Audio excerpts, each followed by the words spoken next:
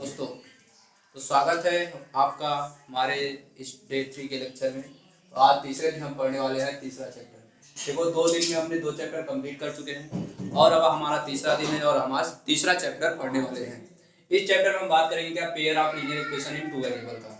Pair of linear equation in two variable मतलब यहाँ देखो, जो लीनियर इक्वेशन है, हम आप जानते हो कि लीनियर इक्वेशन क्या होता है। पेयर मतलब होता है जोड़ा, यानी यहाँ जो इक्वेशन रहेंगे वो जोड़े में आएंगे। वेरिएबल्स मतलब मैं बता चुका हूँ। अगर आप लोगों को ये चीजें नहीं पता है तो मैंने एक वीडियो बना रखा है class 6 to SSC level algebra basic terms, उसमें आप जाके देख लो, आपको सारी जानकारी मिल जाएगी। जैसे पहले पॉलिनोमियल पढ़ा है, वहां मैंने थोड़ा बहुत वेरिएबल के बारे में बताया। यहाँ भी मैं आपको थोड़ी बहुत जानकारी दे दूंगा कि होती क्या चीजें हैं। देखो यहाँ जैसा कि नाम ये है क्या, लीनियर इक्वेशन। तो लीनियर मतलब क्या होता है, रैखिक। देखो रैखिक का मतलब क्या होता है, मैंने पिछले लेक्चर में सिखाया था आपको, जबकि फिर भी देखो कि देखो यहाँ क्या होता है कि अगर आपको कोई भी अलजेब्रिक लेटर्स जैसे कि हम लिखते हैं A X plus B Y plus C equal to zero, मान लो ये हमारा एक इक्वेशन है। अब यहाँ देखो x की पावर क्या है 1 है, यहाँ भी y की पावर क्या है 1 है। तो जितने भी हमारे अलजेब्रिक लेटर्स होते हैं, ठीक है, जिन्हें हम वेरिएबल के रूप में यहाँ यूज करते हैं, अगर उनकी पावर 1 हो, कितनी हो 1 हो, अगर उनकी पावर क्या है 1 है, तो हमेशा क्या होते हैं, लीनियर इक्वेशन बनते हैं। मतलब इनका जो ग्राफ बनता है ना, वो एक सीधी रेखा बनती है और एक लाइन, ये बनती क्या है, एक सीधी लाइन यानी स्ट्रेट लाइन। तो इसीलिए इसका नाम की क्या पड़ गया, लीनियर। लीनियर का मतलब होता है रैखिक, हिंदी में अगर पढ़ोगे तो लीनियर मतलब क्या होता है, रैखिक। रैखिक मतलब एक सीधी रेखा, और इसीलिए इसे हम क्या बोलते हैं, लीनियर बोलते हैं। यहाँ जब पावर 1 होती है इसी को हम क्या बोलते हैं, लीनियर बोलते हैं। अब टू वेरिएबल का मतलब क्या है, तो देखो यहाँ दो वेरिएबल है, एक x है दूसरा y, यानी हमारे यहाँ दो वैल्यू ऐसी होगी जो वेरी करेंगी। यानी हमें यहाँ दो अननोन चीजें दी रहेंगी, तो हमें उनका क्या निकालना होता है, वैल्यू निकालना होता है। वेरिएबल का मतलब आप इस तरीके से समझो कि हमें उनकी वैल्यू फाइंड आउट करनी है। ये आपके चैप्टर का मतलब आपको समझ में आ गया होगा कि इसका मतलब है क्या। तो देखो ये प्यारी सी स्माइल है आप लोगों की, ठीक है, हंसते रहिए मुस्कुराते रहिए कुछ इस तरीके से। बाकी हम आपको आगे ले चलेंगे चैप्टर में जो कुछ भी चीजें हैं। यहाँ देखो आपने चैप्टर का मतलब समझ लिया कि लीनियर होता क्या है। अब यहाँ देखो हमारे पास क्या होगा, यहाँ देखो खास बात क्या है, पेयर। पेयर का मतलब होता है जोड़ा, मतलब यहाँ जो कुछ भी रहेगा किसमें रहेगा, जोड़े में रहेगा। यानी यहाँ इक्वेशन कितने रहेंगे हमारी, ये दो इक्वेशन रहेंगे, मतलब इस टाइप के दो इक्वेशन यहाँ पे आपको देखने को मिलेंगे। अब ये इसमें क्या है, ये दोनों हमारे क्या है, वेरिएबल है। तो ये हमारा ए बी और ये सी, ये जो दोनों है ये हमारे क्या है, कांस्टेंट है। क्या है, कांस्टेंट है। कांस्टेंट मतलब ये फिक्स वैल्यूज हैं इनका। इनके बारे में आपको जानकारी दिया रहेगा यार। इसके एक तरीके से कोफिशिएंट मैंने भी बताया आपको, तो कोफिशिएंट जो भी होते हैं क्या होते हैं, फिक्स होते हैं, यानी ये कांस्टेंट नंबर होते हैं। तो मेरे यहाँ वेरिएबल हमारे कितने हैं, दो है। इससे पहले आप क्लास 9 में पढ़े तो हमारे वेरिएबल पढ़े थे, ठीक है। एक लीनियर इक्वेशन में यहाँ हमने कितने पढ़ रखे हैं, 2 पढ़ रखे हैं। यहाँ हम पेयर में पढ़ेंगे यानी जोड़े के रूप में पढ़ेंगे। तो ये चीजें देखो यहाँ से आपको इसको समझना है। अब यहाँ में इसमें है क्या क्या, हम इसको सॉल्व कितने तरीके से करेंगे। तो यहाँ देखो इसके मेन सोल्यूशन के जो रूल्स हैं उसे आपको फॉलो अप करना है, उससे रिलेटेड एक क्वेश्चन आता है। अब देखो हमें दूसरी बात समझ में आता है कि इससे हमें कितने मार्क्स मिलने वाले हैं। देखो भैया सिंपल सी बात है, मैक्सिमम अगर मैं उड़ के जाऊँ तो 5 नंबर से ज्यादा ये चैप्टर आपको नहीं देगा। अच्छा इस चैप्टर से एक और फायदा है, ये चैप्टर से आप 8 नंबर भी इंक्रीज कर सकते हो। ठीक है, कैसे, जब इसे देखो क्वाड्रेटिक इक्वेशन की एक सवाल और इसकी एक वर्ड पावर वाली यानी वर्ड प्रॉब्लम क्या होती है, जो वर्ड प्रॉब्लम है, ठीक है, इससे रिलेटेड एक सवाल, दोनों हमेशा आर में आती है। यानी अथवा चाहे ये क्वाड्रेटिक इक्वेशन वाली सवाल लगाओ या ये वर्ड प्रॉब्लम वाली सवाल लगाओ, तो 4 नंबर इस पे भी रहता है और 4 नंबर इस पे भी रहता है। दोनों में से कोई भी एक आप लगाओगे 4 नंबर मिलना ही रहता है। आर में लिखा होता है, दोनों में से कोई एक लगाना होता है। और यहाँ एक कोई भी मेथड से क्वेश्चन दे देगा आपको सॉल्व करने के लिए, यहाँ इसमें एक ग्राफिकली रिप्रेजेंटेशन भी आता है। तो मतलब यहाँ 2-3 चीजें हैं जिनसे आपको नंबर मिलने वाला है। मेनली हम फोकस करते हैं कितने, 5 पे ही, हम 8 के चक्कर में नहीं पढ़ते हैं। अब देखो इसमें सवाल कितने टाइप्स बनेगा, क्या क्या सवाल बनेगा, कौन कौन से रूल्स हैं, वो सब मैंने आपको इसमें बताने वाला हूँ, कराने वाला हूँ। इससे पहले मैंने 2 वीडियो लेक्चर रिकॉर्ड कर रखा है, अगर आपने नहीं देखा है तो आप उससे जाके जरूर देखिए। देखिए आपके इस चैप्टर से रिलेटेड मैंने पूरे 10 क्वेश्चन बना रखे हैं। इससे ये भरा हुआ पेज है पूरा, तो 10 क्वेश्चन आप यहाँ पे इस चैप्टर से रिलेटेड करने वाले हैं। यहाँ मैंने हर टाइप के क्वेश्चन उठाए हैं, यानी कि स्टोरी प्रॉब्लम से जितने भी तरीके की स्टोरी बन सकती है लगभग मैंने सारे टाइप्स को उठाए हैं, ठीक है। चाहे वो डिजिट से रिलेटेड हो, टाइम वर्क हो, टाइम डिस्टेंस हो, हर तरीके के सवाल का एक एक क्वेश्चन मैंने उठाया ताकि आपको समझ आ जाए कि उस टाइप से सवाल को हम कैसे डील करते हैं। अब देखो हम थोड़ा इस चैप्टर के बारे में बात करते हैं, इसे लगाना कैसे, इसकी चीजों को समझना कैसे, इसमें है क्या क्या फंक्शन, क्या क्या है, इसकी कुछ बातों को आपको जानना जरूरी है।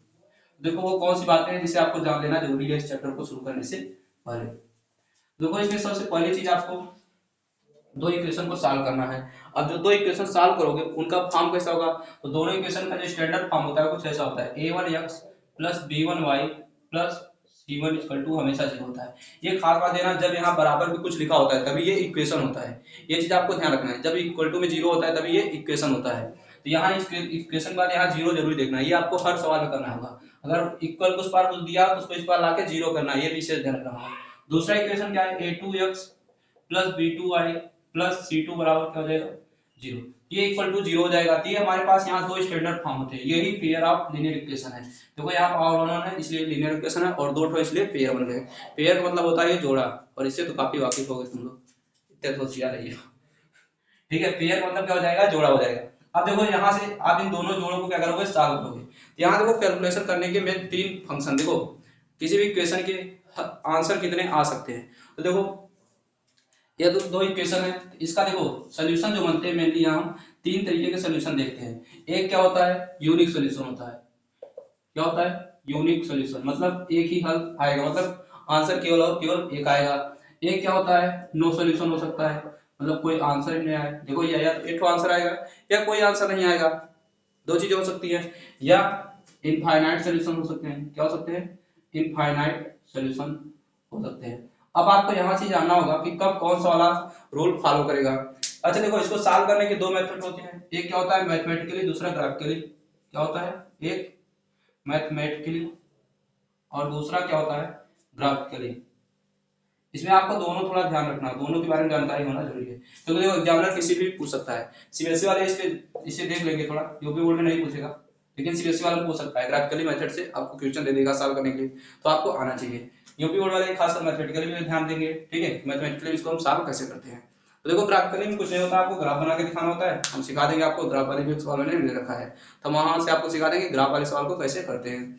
और इसके बाद मैथमेटिकली तो हम उस पर दुकान चर्चा करने वाले हैं। अब यहाँ देखो जो हमारे यूनिक सोल्यूशन होता है, नया सोल्यूशन होता है, इनफाइनाइट सोल्यूशन होता है। इसमें देखो हम ग्राफिकली कैसे पहचानेंगे और मैथमेटिकली कैसे पहचानेंगे, हम दोनों में दिखाते हैं। देखो यूनिक सोल्यूशन में ग्राफिकली मेथड में कब सब पहचानोगे, जब लाइन एक दूसरे को क्या करें, इंटरसेक्ट करें। क्या करें, इंटरसेक्ट करेंगे। इंटरसेक्ट कहाँ करेंगे, किसी एक पॉइंट करेंगे। जब इंटरसेक्ट करेंगे तो इनसे जो आंसर होता है वो कंसिस्ट होता है। देखो भैया जहां आंसर आएगा वो हमेशा कांस्टेंट होगा, तो मतलब देखो इसमें सोल्यूशन आंसर आएगा तो ये वाला कंसिस्ट होगा, और इसमें भी आंसर आएगा तो ये वाला भी कंसिस्ट होगा, और इसमें कोई सोल्यूशन नहीं आएगा तो इसमें कंसिस्टेंसी नहीं होगी, तो ये इनकंसिस्ट होगा। ठीक है, इनकंसिस्टेंट होगा, तो ये चीज आपको ध्यान रखना है। तो ये देखो पूछ लेता है कभी कभी, कंसिस्टेंट कंसिस्टेंट कोई मतलब नहीं है उसका। मैं तुम्हें ये ध्यान रखना है यूनिक कब है, नो सोल्यूशन कब है, इनफाइनाइट सोल्यूशन कब है। तो ग्राफिकली क्या होना चाहिए, इंटरसेक्ट होना चाहिए। क्या होना चाहिए, इंटरसेक्ट लाइन को करना चाहिए, इसमें होता है। अब देखो मैथमेटिकली भी यूनिक सोल्यूशन के लिए क्या होना जरूरी है, ये आपके दिमाग में क्या होना आना चाहिए आपको, यूनिक सोल्यूशन हमारा कब होगा। तो देखो ये यूनिक सोल्यूशन होने के लिए क्या होना चाहिए, a1 by a2 does not equal b1 by b2 equal to c1 by c2, ये लिख सकते हो। मतलब यहाँ से देखो आपका जो a1 by a2 और b1 by b2 ये कभी भी इक्वल नहीं होने चाहिए, तभी आपका जो सोल्यूशन होगा वो क्या होगा, यूनिक होगा, तभी ये लाइन एक दूसरे को क्या करेंगे, इंटरसेक्ट करेंगी। दूसरा इसमें क्या होता है, जब लाइन क्या हो जाए, पैरेलल हो जाए। क्या हो जाए, पैरेलल हो जाए। अब भैया देखो जब एक लाइन ऐसे जा रही होगी, दूसरी लाइन यानी दोनों लाइन एक दूसरे की क्या हो, पैरेलल चले, मतलब दोनों बराबर डिस्टेंस चलेंगी। भैया जब दोनों बराबर चलेंगी तो दूसरों कभी एक दूसरे को कैंसिल आउट ही नहीं करेंगी। जब कैंसिल आउट नहीं करेंगी तो कोई आंसर नहीं आने वाला है, और जब कोई आंसर नहीं आएगा तो हमारा वहां क्या हो जाएगा, नो सोल्यूशन हो जाएगा। तो पैरेलल लाइन के लिए हमेशा याद रखना है कि आपको कि देखो a1 by a2 equal to b1 by b2 तो होगा, लेकिन डज नॉट इक्वल टू क्या हो जाएगा, c1 by c2 हो जाएगा। ये हमारा पैरेलल के लिए रूल है, किसके लिए है, पैरेलल के लिए। तो ये हमारी दो चीज हो गई।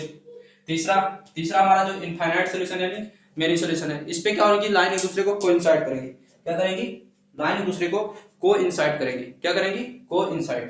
तो यहाँ क्या करेंगी, लाइन एक दूसरे को कोइंसाइड मतलब एक दूसरे के ऊपर ही चली जाएगी। जब एक दूसरे के ऊपर से जाएगी मतलब पूरी पूरी तरीके से एक लाइन दूसरी लाइन के ऊपर जाएगी, तो वहां क्या होगा, हमारे मेनी सॉल्यूशंस आएंगे। तो हमारा क्या हो जाएगा, जब कोइंसाइड करेगी तो हमारा वहां क्या हो जाएगा, a1 by a2 बराबर b1 by b2 बराबर c1 by c2। तो देखिए यहाँ तक आपको समझना जरूरी है। आप इसके आगे चलते हैं, ये देखिए आपको ये समझ में आ गया होगा, ये जरूरी चीजें थी। ये मेन आपको ग्राफिकली में आपको क्या देखना है, क्या कहानी दिया रहेगा, और मैथमेटिकली में क्या दिया रहेगा। देखो सवाल में कुछ भी लिख के दे सकता है, दोनों में से कोई भी टर्मिनोलॉजी लिखेगा, तो आपको मेन समझना है कि हमको कौन से वाले फार्मूले को यूज करना है। अगर आपसे बोल देता है यूनिक सोल्यूशन, ठीक है, क्या बोलेगा, यूनिक सोल्यूशन, तो वहां लाइन होनी चाहिए क्या, इंटरसेक्टिंग। अगर ग्राफिकली सॉल्व करने को बोलता है तो आप ग्राफ बना के देखो इंटरसेक्ट कर रहा है किसी पॉइंट पे या नहीं कर रहा है। अगर कर रहा है तो वो क्या हो जाएगा, यूनिक सोल्यूशन हो जाएगा। मैथमेटिकली चेक करना है तो आपको ये वाला रूल फॉलो करना होगा कि a1 by a2 does not b1 by b2 बराबर c1 by c2। यहाँ से आप इस चीज को निकाल सकते हो कि उसका यूनिक सोल्यूशन क्या होगा। अगर आपसे पैरेलल बोल देता है, पैरेलल चेक करना है तो आपको ये वाला ग्राफ यूज करना है, ठीक है। ग्राफिकल में पैरेलल दोनों लाइन का ग्राफ क्या होना चाहिए, ग्राफिकली भी पैरेलल होना चाहिए और मैथमेटिकली भी क्या होना चाहिए कि ये इक्वेशन को आप बराबर करोगे a1/2 और b1/b2 और वहां से आप वैल्यू निकाल के बता दोगे कि क्या कुछ भी दिया रहेगा। ये सब एक नंबर में आती है। इनसे थोड़ी देर पहले जो चीजें बताया था उनसे रिलेटेड देखो मैंने यहाँ पे क्वेश्चन लिख रखा है। इस क्वेश्चन देखो सिंपली क्या करना है, find which value of A the system of equation, ये और ये रिप्रेजेंट पैरेलल लाइन। अब देखो इससे बोल रखा है कैसी लाइन रिप्रेजेंट करेगा, कैसे पैरेलल लाइन को। अब देखो जैसे पैरेलल लाइन को रिप्रेजेंट करेगा तो आपके दिमाग में क्या आइडिया आना चाहिए, आपके दिमाग में आना चाहिए अगर दो पैरेलल लाइन है कभी इंटरसेक्ट नहीं करेंगे यानी उनका कोई सोल्यूशन नहीं होने वाला है। लेकिन रिप्रेजेंट लाइन से यहाँ हमसे वैल्यू पूछ रखा है, मतलब हमको यहाँ वैल्यू कैसे निकालनी पड़ेगी मैथमेटिकली। तो मैथमेटिकली हमारा इक्वेशन क्या था, हमने बता रखा था आपको। देखो अगर वो पैरेलल लाइन है तो इसका सोल्यूशन कैसे करोगे, तो आप पहले लिखोगे गिवन इक्वेशन। क्या लिखोगे, गिवन इक्वेशन। गिवन इक्वेशन है क्या, 2x + 3y = 7 एंड जो दूसरा दिया है वो क्या दे रखा है आपको, a - 1 × x + a + 1 × y = 3a + 1। आपको इस रूप में दिया था, मैंने बताया था देखो आपको हमेशा सबको कहाँ लाना है, आपको सारे को लेफ्ट साइड में लाना है। राइट साइड में आपको क्या रखना है, 0 रखना है। इसमें देखो इसमें भी राइट साइड कुछ नहीं रखा है, इसको भी आप लेफ्ट साइड में ला दो। तो सबको पहले लेफ्ट साइड लिख लो, देन तो लिख सकते हो क्या, r को लिख लो 2x + 3y - 7 एंड इसको जब ले आओगे क्या हो जाएगा, a - 1 × x + a - 1 × y, minus लगा के पूरे को इधर लिख लो 3 1 + 1 = 0। माइनस लगा के पूरे को लिख सकते हो, कोई दिक्कत नहीं है। अब इसे क्या करोगे, अब इन दोनों इक्वेशन को कंपेयर कर दो किससे, स्टैंडर्ड फॉर्म से। तो लिख दो कंपेयर बाय स्टैंडर्ड इक्वेशन। कौन से आपके हैं, a1x + b1y + c1 = 0 and a2x + b2y + c2 = 0। अब इन दोनों से इक्वेशन से क्या कर दोगे आप, कंपेयर कर दोगे दोनों इक्वेशन को। ध्यान लिख देना बोथ इक्वेशन, क्या लिख देना, both equation compare by standard equation, ये और ये। अब यहाँ से इक्वेशन कंपेयर कर दोगे, यहाँ से आपको मिल जाएगा क्या, a1 = देखो या a1 से 1 को मिलाओगे तो a1 = 2 आ जाएगा, b1 = 3 आ जाएगा, c1 = -7 आ जाएगा एंड इसी प्रकार a2 बराबर क्या आ जाएगा हमारा, a - 1 b2 बराबर क्या आ जाएगा, a - 1 a - 1 दोनों नहीं प्लस है यहाँ पे, ठीक है, यहाँ देखो प्लस है तो a + 1 हो जाएगा, ये ध्यान रखना प्लस हो जाएगा। और तीसरा हमारा c2 बराबर क्या हो जाएगा, c2 बराबर देखो यार ये माइनस में पूरा माइनस लगेगा, -3a + 1 हो जाएगा। देखो आपको साइन ध्यान रखना है, यहाँ देखो हमेशा प्लस लिखा है, इसमें प्लस यहाँ माइनस लिखा तो ये माइनस यहाँ पे आ जाएगा।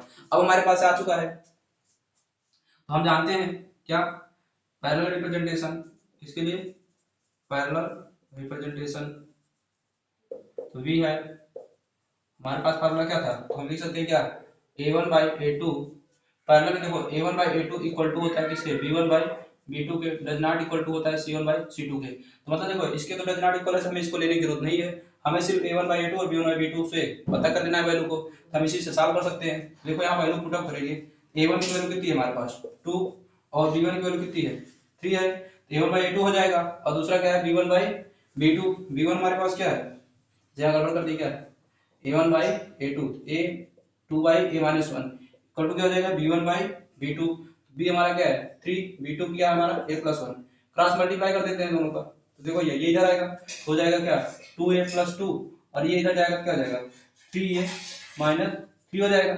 अभी ये नंबर है, नंबर एक साइड कर दो और लेटर एक साइड कर लो, तो 3 में से 2a घटा दो तो -a बचेगा और -3 इधर से प्लस आ जाएगा, यानी यहाँ से ओवरऑल a बराबर क्या हो जाएगा 5 आ जाएगा। हमें यहाँ से a की वैल्यू कितनी मिल गई 5, अगर a = यहाँ 5 रख दोगे तो यानी ये 4x और ये 6x और ये 4 × 12 + 13, ये दोनों जो इक्वेशन होंगे इनका कोई भी सॉल्यूशन नहीं आएगा। तो इस टाइप सवाल से आपसे पूछ लेगा कि बताओ a की वैल्यू क्या है या कुछ भी पूछ सकता है, तो ये सब जो सवाल आती है, ठीक है। जैसे यहाँ रिप्रेजेंट किया था पैरेलल के लिए और यूनिक सॉल्यूशन के लिए बोल देता या आपसे इनफाइनाइट सॉल्यूशन के लिए बोल देता, जो भी बोलता उससे रिलेटेड आप सवाल बना के कर सकते थे। इसमें लिखा क्या, in the given figure ABCD is a rectangle then the value of x and y, x और y की क्या बतानी है आपको, वैल्यू बतानी है, x और y की हमें क्या बतानी है, वैल्यू बतानी है। हमें एक फिगर दे रखा है, अब यहाँ से हमें x y की वैल्यू फाइंड आउट करनी है। अब यहाँ देखो हमें इक्वेशन दिया नहीं, उसने थोड़ा सा छुपा रखा है। यहाँ से आपको इक्वेशन को समझना होगा, पहले बनाना होगा, फिर उसे आप किस मेथड से लगाना चाहते हो। देखो किस मेथड से लगाना इजी होगा, हम यहाँ तीनों मेथड से सवाल को करके दिखा देंगे ताकि आपको तीनों मेथड की थोड़ी थोड़ी जानकारी हो जाए, ठीक है, क्योंकि जानकारी होना बहुत जरूरी है और किस मेथड में क्या चीजें होती हैं। सबसे ज्यादा बच्चों को मल्टीप्लिकेशन मेथड में दिक्कत होती है, तो आज आपको दिक्कत भी खत्म हो जाएगी। मैं आपको एकदम आसान तरीका बताऊंगा जिससे आपको हमेशा के लिए ये दिक्कत खत्म हो जाएगी। अब देखो यहाँ क्या है हमारा, देखो यह आप जानते हो क्या, तुम जानते हो, लिख दोगे, we know that a rectangle opposite side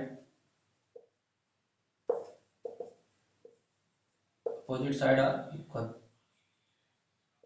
तुम्हें पता है क्या कि किसी भी रेक्टेंगल के अपोजिट साइड क्या होती हैं, इक्वल होती हैं। अगर अपोजिट साइड इक्वल है तो ये वाला इसके बराबर हो जाएगा और ये वाला इसके बराबर हो जाएगा, देयरफॉर इसलिए क्या हो जाएगा, x माइनस 3y बराबर क्या हो जाएगा 7 एंड क्या हो जाएगा x minus y equal to 5 हो जाएगा। अब यहाँ देखो हमारे पास दो इक्वेशन आ चुका है, इक्वेशन नंबर फर्स्ट और इक्वेशन नंबर सेकंड है। अब देखो यहाँ से आपको कौन सा मेथड आसान लगता है, सब्स्टिट्यूट आसान लगता है कि एलिमिनेशन आसान लगता है कि क्रॉस मल्टीप्लाई आसान लगता है। तो देखो पहले सबसे पहले आपको दिमाग में आना चाहिए सब्स्टिट्यूट होता क्या है, थोड़ा आपको सब्स्टिट्यूट बताया नहीं तो समझा जाए। देखो सब्स्टिट्यूट का मतलब कुछ नहीं होता है, यहाँ से मैं x को दबाऊं और ये -3 इधर जाके क्या हो जाएगा +3 हो जाएगा, यानी x की वैल्यू यहाँ से हमें पता चल गई 7 + 3y हो जाएगी। इस x की वैल्यू कहाँ रख दें, इस x की जगह रख देंगे तो हम इस इक्वेशन को सॉल्व कर देंगे तो यहाँ से हमें x की वैल्यू फाइंड आउट हो जाएगी। जैसे यहाँ x की वैल्यू हो जाएगी यानी हमने इसकी वैल्यू उठा के इसमें रख दिया, मतलब यहाँ से वैल्यू स्थापित करके यहाँ रख दिया, मतलब इसकी वैल्यू सब्स्टिट्यूट करके यहाँ मैंने पुट अप कर दिया। ये हमारा हो गया क्या सब्स्टिट्यूट मेथड। अब इसके बाद दूसरा आता है क्या हमारा एलिमिनेशन मेथड। एलिमिनेशन क्या होता है, हम देखते हैं क्या दोनों में कोई ऐसा टर्म है जो एक ही जैसा हो, मतलब इक्वल हो, दोनों एक दूसरे के इक्वल हो। अगर ना इक्वल हो तो हम उससे गुणा भाग मल्टीप्लाई कुछ भी करके क्या कर सकते हैं, इक्वल कर सकते हैं। अब इक्वल करने के कई तरीके होते हैं, मल्टीप्लाई करके मेनली हम कर लेते हैं, इसके वाले कोएफिशिएंट से इसमें गुणा कर दो, इसके कोएफिशिएंट से यहाँ मल्टीप्लाई कर दो, दोनों में से कोई एक करके आप इक्वल कर सकते हो। जो हमारा सबसे लास्ट होता है क्रॉस मल्टीप्लिकेशन मेथड, और उसे करके जोड़ या घटा के हम यहाँ कैंसिल आउट कर देते हैं एलिमिनेशन में, तो हमें किसी एक की वैल्यू मिल जाती है। तो जैसे हमें किसी एक की वैल्यू मिलती है हम फिर उठा के दोबारा उसमें पुट करते हैं और हमें दूसरे की वैल्यू भी फाइंड आउट हो जाती है। तो ये हमारा क्या होता है एलिमिनेशन होता है। तीसरा हमारा क्या होता है क्रॉस मल्टीप्लिकेशन। क्रॉस मल्टीप्लिकेशन में क्या करते हैं, उसके लिए हमें एक फार्मूला बनाना होता है। देखो क्रॉस मल्टीप्लिकेशन हमको यहाँ फार्मूला सिखा दे रहे हैं, a1x + b1y + c2 बराबर अगर 0 है। दूसरा हम लिखते हैं a2x + b2y + c2 बराबर क्या है 0 है। तो देखो ये कुछ मत करो, पहले यहाँ लिख लो चुपचाप x, फिर x वाले को दबा दो, x वाले को आप दबा दो, छिपा लो इसको। अब ये छिप गया तो देखो y वाला बचा, तो ये इसका मल्टीप्लाई कर दो, इसका माइनस कर दो और मल्टीप्लाई कर दो। जिसका तुम्हें x लिए हो उसको छोड़ के बाकी उसके आगे को दोनों को मल्टीप्लाई करके नीचे लिख दो। तो इसका इससे करोगे क्या हो जाएगा b1c2 और इसका कर दोगे क्या हो जाएगा -b2c2। ये आ गई आपकी x की वैल्यू। अब y वाले पाओगे तो y वाले को छिपा लो। अब y के आगे कौन सा है, देखो ये y के जस्ट आगे कौन है c वाला है, इसके आगे वाला, मतलब देखो अब इसके आगे तो ये है और इसके आगे इससे ज्यादा, यानी इसके आगे ये वाला जाएगा, मतलब इसका और इसका मल्टीप्लाई होगा, तो पहले ये रहेगा बाद में ये रहेगा। तो यहाँ देखो c2 है तो c2 का यहाँ नीचे कौन आ जाएगा a2 आ जाएगा, मतलब जब आप यहाँ y लिखोगे तो क्या लिखोगे, देखो ये दबाओगे यहाँ c1 लिख लो, क्या है c1, ये c2, जब इसको दबाओगे तो इस c1 का इस a2 के साथ मल्टीप्लाई हो जाएगा, यानी c1 a2 माइनस इस c2 का a1 के साथ हो जाएगा c2 a1। देखो ये हमने जब इसको पकड़ा तो इसको यानी इसका इससे हुआ और इसका इससे हुआ, जब आप इसको दबाओगे तो ये c1 अगले वाले a2 से और ये c2 a1 से, इस तरह से मल्टीप्लाई करके माइनस लगा दोगे। बराबर कांस्टेंट वाले को 1 लिखते हैं, हमेशा कांस्टेंट वाले को c नहीं लिखना, इसको दबा लो इसको 1 लिख दो। अब जब इसको दबाओगे तो इसके आगे तो ये दोनों होंगे, तो मतलब इसका इससे और इसका इससे कर दोगे, यानी हमारा क्या हो जाएगा a1 b2 माइनस b1। यही मेन फार्मूला होता है किसका, क्रॉस मल्टीप्लिकेशन मेथड का। ये किसका फार्मूला है इसको जान लो, क्रॉस मल्टीप्लिकेशन मेथड, ठीक है, यानी वज्र गुणनखंड, जो गुणनखंड विधि है उसका ये फार्मूला है। तो ये देखो इस फार्मूले को आप याद रख लो या इस तरीके से तरीका सीख लो कि इसको दबाओ इन दोनों का मल्टीप्लाई करो, इस वाले बीच वाले दबाओ तो इसका और इसका मल्टीप्लाई करो, लास्ट वाले दबाओ इसका इसका मल्टीप्लाई करके नीचे लिख दो। कोई कठिन नहीं है, बीच में माइनस का चिन्ह लगाना है, सिंपली आप फार्मूले को बना सकते हो। तो ये था, ये तीनों मेथड थे। तो चलो हम इसको पहले किससे लगाते हैं, सब्स्टिट्यूट से लगाते हैं, फिर एलिमिनेशन से लगाते हैं, फिर इससे लगा देंगे, तीनों से लगा के आपको आंसर ला देंगे। तो देखो सब्स्टिट्यूशन लगाएंगे, यहाँ से हम क्या करेंगे, फ्रॉम इक्वेशन फर्स्ट क्या लिखेंगे, फ्रॉम इक्वेशन फर्स्ट यहाँ से अगर देखो x minus 3y equal to क्या है 7 है, तो यहाँ से x की वैल्यू निकालेंगे तो उधर जाएगा 7 प्लस 3y। अब इस x की वैल्यू पुट करेंगे कहाँ सेकंड में, यहाँ लिख देंगे क्या put the value of x in equation number second. अब इक्वेशन नंबर सेकंड में इस x की वैल्यू पुट करेंगे, ये क्या है सेकंड इक्वेशन हमारा x minus y equal to 5 है, देखो यहाँ x माइनस वाई 5 है, यहाँ x की जगह पुट कर देंगे 7 प्लस 3y और माइनस वाई पहले से मौजूद है इक्वल टू क्या है 5 है। अब ये 7 प्लस इधर जाके तो माइनस हो जाएगा, ये क्या हो जाएगा हमारा 2y बाई 3y में से एक y घटेगा 2y और बराबर उधर जाएगा तो -2, तो यहाँ से y की वैल्यू क्या आ जाएगी -1 आ जाएगी। अब y की वैल्यू हमारे पास कितनी आ गई -1। अब -1 यहाँ रखोगे तो ये क्या हो जाएगा x इक्वल टू 3 बन जाती है -3 है, 7 में से -3 करोगे 4, तो x की वैल्यू कितनी आ गई 4, तो हमारा x 4 आ गया, y -1 आ गया। ये किस मेथड से मैंने लगाया सब्स्टिट्यूशन से, किससे लगाया सब्स्टिट्यूशन से। तो कभी अगर आपसे क्वेश्चन बोल देता है सब्स्टिट्यूशन से क्वेश्चन को सॉल्व करो तो आप इस मेथड का यूज कर सकते हो। अब आपको समझ आ गया सब्स्टिट्यूट होता क्या है, मैंने पहले वाले इक्वेशन से x की वैल्यू निकाला और दूसरे वाले इक्वेशन में x की वैल्यू रख दिया और उसको सॉल्व कर लिया, तो हमारा ये विस्थापन विधि से आंसर आ चुका है। अब इसकी मिटाते हैं, इसी सवाल को मैं कैसे लगाता हूँ, यानी यहाँ से आपको पता चल जाएगा कि जो y की वैल्यू होगी वो क्या हो जाएगी -1, यानी इन दोनों की वैल्यू भी आप पता कर सकते हो। ठीक है, ये चीज हो गया। अब दूसरा हम एलिमिनेशन से लगाते हैं, देखो एलिमिनेशन से कितनी आसानी से है, इसको मिटा देते हैं। एलिमिनेशन देखो क्या करना है, कुछ नहीं करना है, इक्वेशन फर्स्ट इक्वेशन सेकंड है ये है। अब इसमें बस हमें देखना होता है कौन सा टर्म बराबर है। देखो इसमें y वाला बराबर है, यानी ये वाला दोनों बराबर है, ये भी प्लस मतलब अगर घटा दें माइनस कर दें तो ये कट जाएगा। सिंपल, ये भी कुछ नहीं करना, हम यहाँ लिखेंगे equation first minus equation second, बस इक्वेशन फर्स्ट लिखो x minus 3y equal to 7, equation two लिखो x माइनस 5 इक्वल टू 5, कुछ मत करो साइन चिन्ह कर दो नीचे वाले का, तो ये प्लस है तो माइनस, ये माइनस है तो प्लस, ये प्लस है तो माइनस हो जाएगा, कोई दिक्कत है नहीं है। अब यहाँ देखो ये दोनों कट जाएंगे, इसको माइनस करोगे क्या आ जाएगा 3y में से y घटाओगे तो 2y, देखो बड़े वाले का साइन लेते हैं माइनस आ जाएगा, भैया प्लस माइनस माइनस, बड़े वाले का साइन माइनस आ जाएगा, और इसको करोगे तो प्लस 2 आएगा। अब यहाँ से 2 से 2 क्या हो जाएगा कैंसिल आउट हो जाएगा, यानी यहाँ से हमारा y बराबर क्या आ जाएगा -1 आ जाएगा। अब y की वैल्यू -1 आ गई, अब ये -1 कहाँ रख दो, यहाँ रख दो, माइनस माइनस प्लस प्लस 1 और ये y की वैल्यू +1 इधर जाएगी घट जाएगी, यानी यहाँ से पता चल जाएगा x इक्वल टू 4। तो देखो एलिमिनेशन से देखो कितना आसानी से आ गया, विलोपन विधि से ये आसानी से आ गया।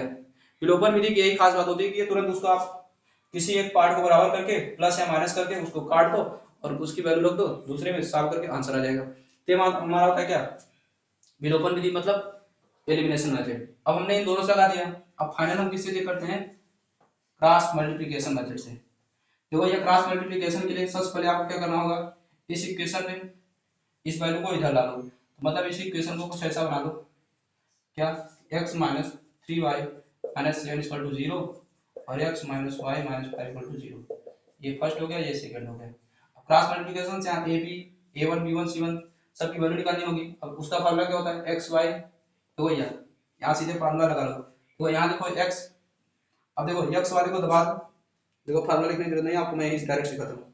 x वाले को पकड़ लो, अब x वाले को पकड़ लो, y वाले देखो यहाँ कौन है -3, इसके साथ मल्टीप्लाई करो, माइनस माइनस प्लस 5 3 जा 15, यहाँ लिख लो चुपचाप 15, -7 और यहाँ -1 है, माइनस माइनस प्लस 7 बन जा 7, तो ये यहाँ देखो -1 प्लस आ गया, लेकिन यहाँ फार्मूले में माइनस होता है, यहाँ क्या हो जाएगा -7 हो जाएगा। इक्वल लगाओ, y का साइन लगाओ, अब y वाले को दबा लो, अब देखो ये -7 है, इसके साथ इसका x का 1 है, देखो आपको दिख नहीं रहा होगा लेकिन इस चीज को दबा लेंगे तो 7 -7 और ये 1, तो ये क्या हो जाएगा -7 हो जाएगा। अब देखो इसके बाद इसके नीचे ये क्या है -5 है, इसका ऊपर वाले साथ मल्टीप्लाई करेंगे तो ये -5 और ये 1, तो 5 बन जा 5, ठीक है क्या हो जाएगा -5 बन जा 5, माइनस माइनस माइनस क्या हो जाएगा प्लस हो जाएगा, इक्वल करेंगे 1 अपॉन, अब इस वाले को दबा लोगे बचे ये दोनों, इसका इसके साथ करो तो 1 बन जा 1, ये -1 हो जाएगा और ये 3 बन जा 3, ये -3 और यहाँ माइनस का यहाँ माइनस फार्मूले का प्लस हो जाएगा। अब देखो ये क्या हो जाएगा x/8 इक्वल टू ये क्या हो जाएगा y/-2 बराबर ये हो जाएगा y1/2 हो जाएगा। इन दोनों को बराबर करोगे x/8 इक्वल टू 1/2 एंड इसी तरीके से y वाला बराबर तो y-2 बराबर 1/2। यहाँ देखो ये कट जाएगा 2 2 जा 2 4 जा 8, यहाँ से आपको पता चल गया x की वैल्यू ये कितना दे रहा है 4 दे रहा है और ये 2 2 कट जाएगा तो ये आ जाएगा 1, तो यहाँ से y अगर कंपेयर करोगे भैया देखो ये -1 उधर चला जाएगा तो y इक्वल टू क्या हो जाएगा -1। देखो तो तीनों से वैल्यू सेम वही आएगा, तीनों मेथड में से किसी मेथड का यूज करोगे तो आंसर आपका हमेशा वही आएगा। अब ये आपको डिपेंड करता है किसमें कौन सा फार्मूला लगाना है, तो यहाँ के आपको लगता है कि ये इस फार्मूले को लगाने की कोई भी जरूरत है हमें, कोई जरूरत नहीं है क्योंकि हम इसको आसानी से सॉल्व कर सकते हैं। तो यहाँ हमें इस फार्मूले की कोई जरूरत नहीं है। हमें यहाँ सबसे अच्छा कौन सा लगा, एलिमिनेशन लगा। अब आपको सब्स्टिट्यूशन लगाओ तो सब्स्टिट्यूशन लगा सकते हो, ये लगाओ तो इससे लगा सकते हो, जो भी आपको आसान लगे। देखो ये वाला फार्मूला तभी लगाना आप जब वैल्यू खूब बड़ी बड़ी हो। जब बड़ी बड़ी वैल्यूज होती हैं तो वहाँ हमको क्या करना होता है, एलिमिनेशन या सब्स्टिट्यूशन करना टफ हो जाता है। तब हम इससे क्या कर सकते हैं, आसानी से इस तरीके से बना के मल्टीप्लाई करके आसानी से आंसर ला सकते हैं। तो ये बड़ी बड़ी वैल्यू के लिए यूजफुल होता है। ये यहाँ से आपको ये तीनों मॉडल थे, इस एक सवाल पे मैंने सारे तरीके से कैसे उस फार्मूले को यूज करना वो मैंने आपको सिखा दिया है। देखो हमारे सामने क्या है, ये क्वेश्चन नंबर 2 है। और देखो इसमें क्या रखा है, find the two numbers whose sum 75 and difference is 15। मतलब दो संख्याओं का योग जो 75 है और उन दोनों का अंतर कितना है, 15 है। और देखो ये सवाल है तो बहुत आसान हो इसे आपके लिए, लेकिन मैं सिर्फ और सिर्फ इसलिए लगा रखा हूँ ताकि आपकी अंडरस्टैंडिंग बने, किसी भी सवाल को पढ़ के उसमें करना क्या होता है, समझना क्या होता है, एक्स किसे मानते हैं, वाई किसे मानते हैं। तो देखो एक्स वाई आप उसी को मानोगे जो क्वेश्चन में आपसे पूछेगा।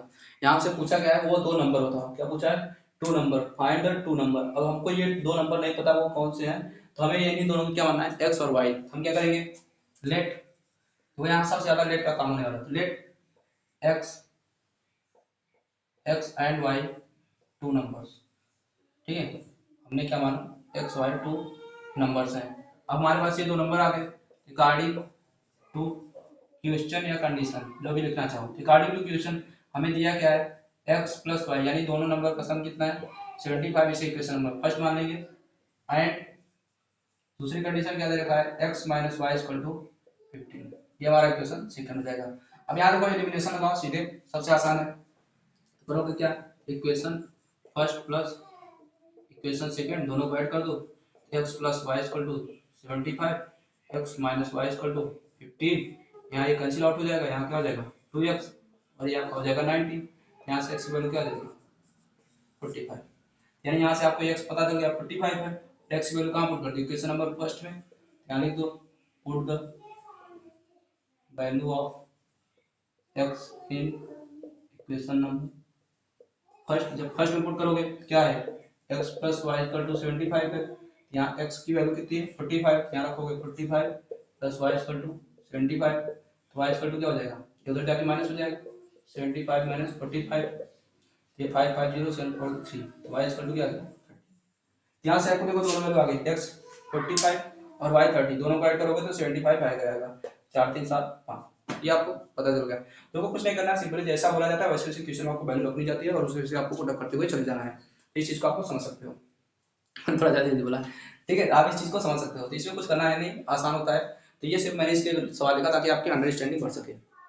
देखिए ये हमारे सामने क्वेश्चन नंबर 3 है, जिसमें मैंने दो सवाल लिख रखे हैं। अब इन दोनों सवालों को आप अलग अलग मेथड से लगा सकते हो, चाहे आप सब्स्टिट्यूशंस लगाओ, चाहे आप एलिमिनेशंस लगाओ, और चाहे क्रॉस मल्टीप्लिकेशंस लगाओ, या इसके अलावा एक तरीका और होता है जब हम किसी वैल्यू को किसी की जगह रिप्लेसमेंट कर लेते हैं। जब हमारे कैलकुलेशन लगाना क्या हो जाता है, लेंथी हो जाता है, जैसे यहाँ रूट वाली वैल्यू लिखी है, तो यहाँ हम क्या दिखाएंगे, आपको एक नया तरीका सिखाएंगे रिप्लेसमेंट करना। रिप्लेसमेंट कैसे कर सकते हैं, किसकी जगह कोई लेटर हम कौन सा लेटर ले सकते हैं, कौन सा नहीं लेना चाहिए, कैसे लेना चाहिए, ये सब मैं आपको सिखाने वाला हूँ। तो पहले हम ऊपर वाले सवाल को लगाते हैं, फर्स्ट वाले सवाल को, जो इसका पहला पार्ट है। उसमें दिया क्या आपको, 3x plus 2y by x y equal to क्या दे रखा है 1, ठीक है। एंड दिया है 4x minus 2y by x y equal to 13, ये हमको दे रखा है। अब हम गिवन इक्वेशन को कुछ ऐसे लिख सकते हैं, गिवन इक्वेशन जो है इसको ऐसे लिख सकते हैं क्या, 3x by x y plus 2y by x y. भैया देखो ये पूरा एक साथ जुड़ा हुआ और ये पूरे का डिनोमिनेटर है, हम इसे अलग अलग डिनोमिनेटर दे सकते हैं, नहीं दे सकते हैं, सिंपली दे सकते हैं। यहाँ x x को काट देगा, यहाँ y y को काट देगा, ये हमारा बन जाएगा क्या 3 अपॉन वाई प्लस ये हमारा बन जाएगा क्या 2 अपॉन एक्स। ये हमारा इक्वेशन नंबर 2 अपॉन 1 बराबर क्या है इसके, यहाँ देखो भाई 1 लिख दो बराबर 1, इसी को हम इक्वेशन नंबर फर्स्ट मान सकते हैं।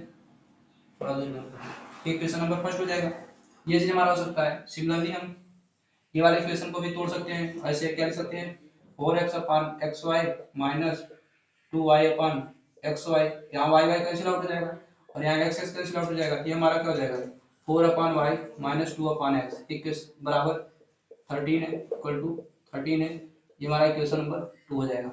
अब देखो अब इस इक्वेशन को आप सॉल्व कर सकते हो। देखो पहले आप सबसे पहले एलिमिनेशन मेथड ढूंढा करो, क्या लग रहा है, देखो यहाँ माइनस 2 बाई एक्स है और यहाँ प्लस 2 बाई एक्स है। अगर हम इन दोनों इक्वेशन को ऐड कर दें ये और ये टर्म आपस में एक दूसरे के कैंसिल आउट हो जाएंगे, और जैसे ये कैंसिल आउट हो जाएगा तो हम आसानी से इसमें y की वैल्यू निकाल लेंगे।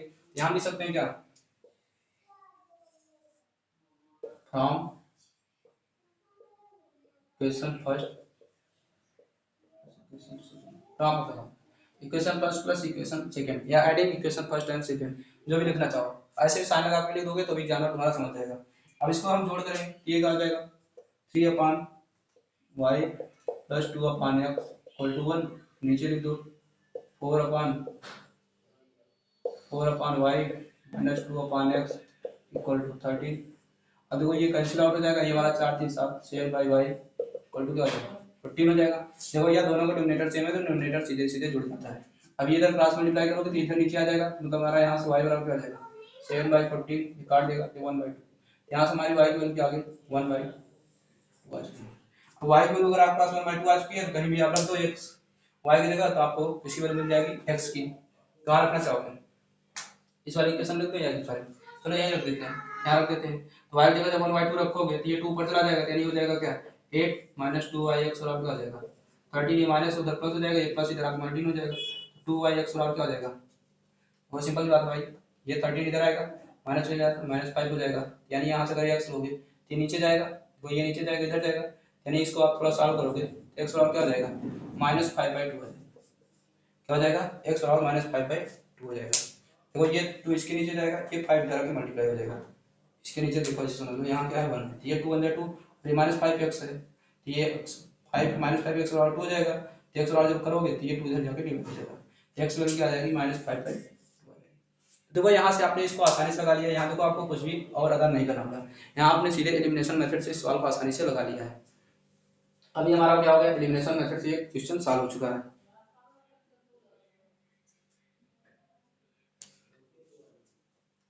इसको आप नोट कर लो। अब इसका सेकंड पार्ट दिखाते हैं।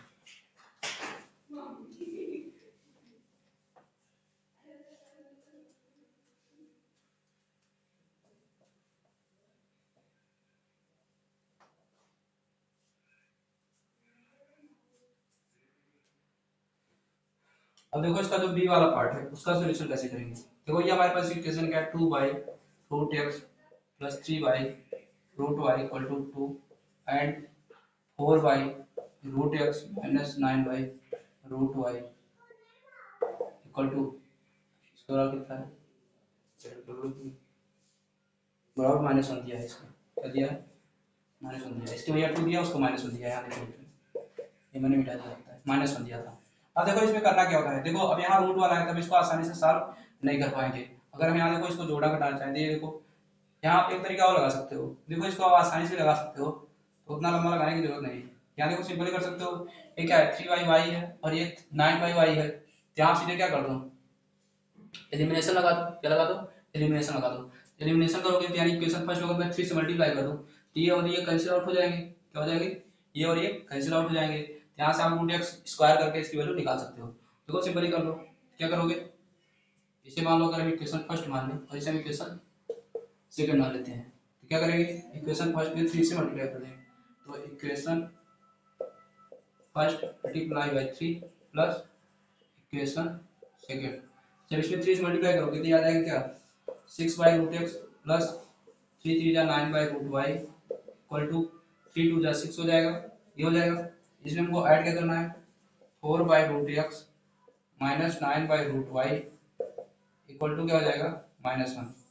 अब इन दोनों को अगर जोड़ोगे देखो ये प्लस माइनस ये कैंसिल आउट हो जाएगा और ये हमारा जुड़ जाएगा 6 4 10, क्या हो जाएगा इसको जोड़ दोगे और ये 5 हो जाएगा, यानी हो जाएगा क्या 10/√x इक्वल टू ये क्या आ जाएगा 5, ये √x इधर जाके मल्टीप्लाई होता है और इधर डिवाइड हो जाएगा, यानी यहाँ से हमारे पास आ जाएगा √x बराबर 10/5 करोगे तो ये आ जाएगा 2। अगर हम बोथ साइड स्क्वायर कर दें, क्या कर दें बोथ साइड स्क्वायरिंग, यहाँ से x बराबर क्या हो जाएगा x की वैल्यू हमारे पास क्या आ गई 4 आ गई, लेकिन देखो स्क्वायर करने से हमारे पास दो वैल्यू आ जाएगी प्लस माइनस दोनों आ जाएगा, तो आप यहाँ प्लस वाला ही लेना माइनस वाला नहीं लेने की जरूरत है, ये सिंपली थोड़ा सा ध्यान रखना।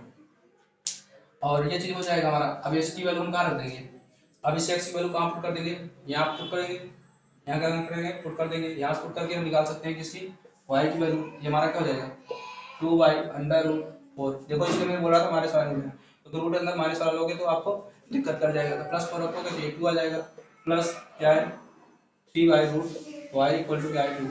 ये 4 का 2 हो जाएगा और 2 2 कैंसिल आउट होकर 1 हो जाएगा, प्लस 1 उधर जाके माइनस 1 हो जाएगा, तो यानी हो जाएगा क्या 3y root y equal to क्या हो जाएगा 1। ये इधर जाएगा, ये इधर आएगा, यानी यहाँ से आप लिख सकते हो क्या रूट y बराबर आ जाएगा 3। फिर स्क्वायर करोगे, फिर स्क्वायर करोगे तो y इक्वल टू क्या आ जाएगा प्लस माइनस 9 आ जाएगा। लेकिन आपको आंसर में क्या लेना है प्लस 9 ही लेना है, दो वैल्यू नहीं लेनी है, यानी यहाँ नेगेटिव वाला नहीं लेना, तो x की वैल्यू 4 आ जाएगी, y की वैल्यू 9 आ जाएगी। तो देखो इस इक्वेशन आपने आसानी से सॉल्व कर लिया। अगर आपको ऐसे नहीं करना था तो आप यहाँ मान सकते थे क्या, इसको ऐसे लिख सकते थे क्या 2 इंटू 1 बाई रूट एक्स, और इसी तरीके से इसको लिख सकते हैं 3 इंटू 1 बाई वाई। अब इसको हम मान लेते हैं कुछ और इसको मान लेते हैं कुछ। मालूम मेरा नाम आकाश पांडे, तो इसको मैं ए मान लेता हूँ, इसको मैं पी मान लेता हूँ। ये क्या हो जाता है 2a प्लस 3p की ऐसे इक्वेशन बन जाता है। अब इसको फिर उसको ऐसे बनाते हैं, फिर उसको भी सॉल्व कर सकते हैं सेम आसानी से, फिर दोबारा वैल्यू पुट अप करके सॉल्व करना पड़ता है, तो हमारे लिए लेंदी और लंबा भी हो सकता है। तो तब लगाना है तुम्हें कुछ भी समझ में ना आ रहा हो, सॉल्व करने के लिए दिक्कत हो रही हो, तब आप उस विधि का यूज कर सकते हो, किसी जगह किसी को पुट अप करके ले सकते हो। आगे क्वेश्चन है जहाँ मैं आपको करके दिखाऊंगा, इस टाइप में क्वेश्चन ले रखा है कि जैसे लेंदी चीजें हो जाती है वहां हम कैसे उस चीज को डील करते हैं। इसको आप नोट कर लो। चलते हैं अगले क्वेश्चन पे। ये क्वेश्चन नंबर 4 मैंने बोला था आपसे यहाँ ग्राफिकली मेथड की सॉल्व में लेके आऊंगा। ये देखिए आपको ग्राफिकली मेथड से क्वेश्चन दिया गया है, जिसमें आपको ग्राफिकली बना के दिखाना है कि कौन सी चीज कहाँ जाएगी और इसका सोल्यूशन कैसे होगा, और यहाँ सोल्यूशन की वैल्यू भी बताना है। देखो यहाँ दे रखा है क्या solve the following pairs of equation graphically 2x + 3y = 12 and x - y - 1 = 0 set the region between the two lines representing by the above equation and the x axis, यानी x एक्सिस ऊपर आपको रीजन को क्या करना है set करना है close करके। तो देखो अगर हम इसका सोल्यूशन लें, देखो ये इसका सोल्यूशन करेंगे कैसे। सिंपली कुछ नहीं करना है, आपको गिवन इक्वेशन देखना है पहले। गिवन इक्वेशन क्या है, गिवन इक्वेशन हमारे पास है 2x + 3y = 12, इसे हम फर्स्ट मान लेते हैं, एंड सेकंड हमारे पास क्या है x - y - 1 = 0 है, इसे हम सेकंड मान लेते हैं। देखो यहाँ कुछ नहीं करना, हमें यहाँ दोनों इक्वेशन से x y की वैल्यू कुछ निकाल लेनी है, ज्यादा नहीं, मैक्सिमम 3 वैल्यू लिया करो, 3 वैल्यू से आपको काम कर लेना हो जाएगा। ठीक है, 3 वैल्यू से हमें एक स्ट्रेट लाइन मिल जाएगी जिससे हम खींच के अपना काम कर सकते हैं। हम यहाँ लिखेंगे क्या फ्रॉम फर्स्ट बी है। देखो हमारे पास जो फर्स्ट वाला है वो है क्या 2x + 3y = 12 है। इसको देखो, इसको उधर ले जाएंगे, यहाँ देखो y की वैल्यू निकाल लेते हैं, 3y बराबर क्या हो जाएगा 12 - 2x हो जाएगा, या एक y = क्या हो जाएगा 12 - 2x बाई ये 3 इधर मल्टीप्लाई देते जाके डिवाइड हो जाएगा। अब देखो यहाँ से हम क्या बनाएंगे, एक टेबल बनाते हैं, हम यहाँ क्या बनाते हैं एक टेबल बनाते हैं, वही दिख रही होगा आपको टेबल।